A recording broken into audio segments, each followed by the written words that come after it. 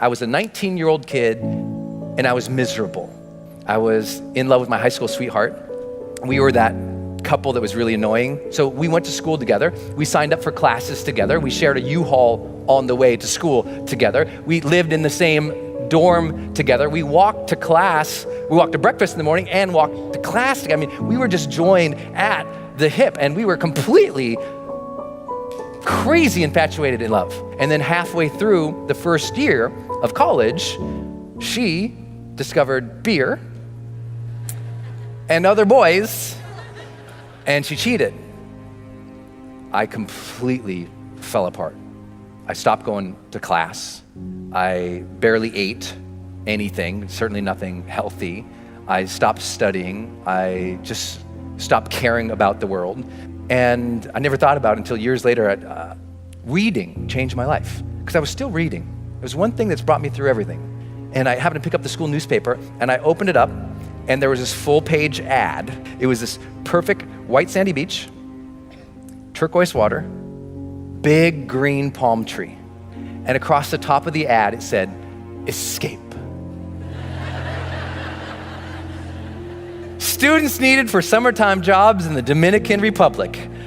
So I escaped. I went down there, and one night, my friend Kevin and we hopped into a car after dropping off a client. So we're going down this road, 85 miles an hour in this car, and I still remember all of the feelings of the entire thing, because all the windows were open, and that air was coming in.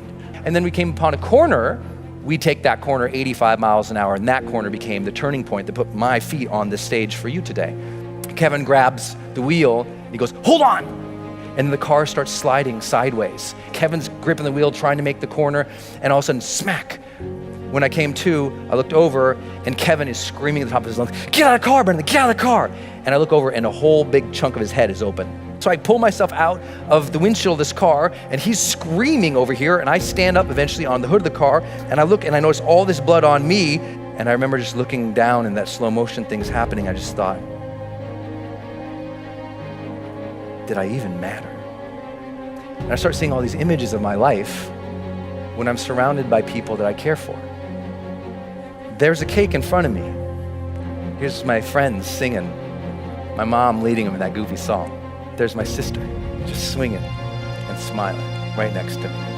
And it makes you wonder, did I love?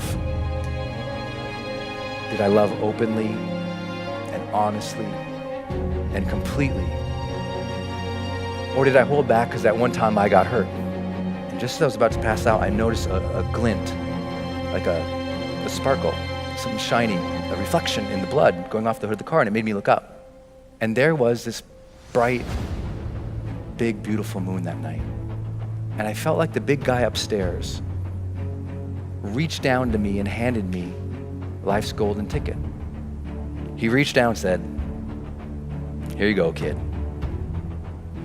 You're still alive. You can still love and matter. But now you know the clock is ticking. Mortality, motivation. I got it as a 19-year-old kid. People say, why are you so successful? I'm like, I got mortality motivation when I was 19. That's a blessing. Most people don't get that till they're 60. Don't worry, Kevin and I, we both survived. See, I'm still here. It's okay. But the one thing that I took away from that entire thing was that moment and those questions, because I remembered them. And I thought about them as I was healing. I was like, what was that about? Why did I feel so unhappy with that moment? Because I thought, in the last moments of life, there must be this transcendence, and I was not happy. And I realized it was because of how I'd been living my life, and I wasn't living to my questions. I knew I got those questions. Did I live? Did I love? Did I matter? And soon as I got that those were the questions I'm gonna evaluate myself with at the end of the life, it gave me the power of what my late mentor, Wayne Dyer, taught, the power of intention. That breath you just took, feel it. What a blessing that is you got that life. What a blessing is you got that breath.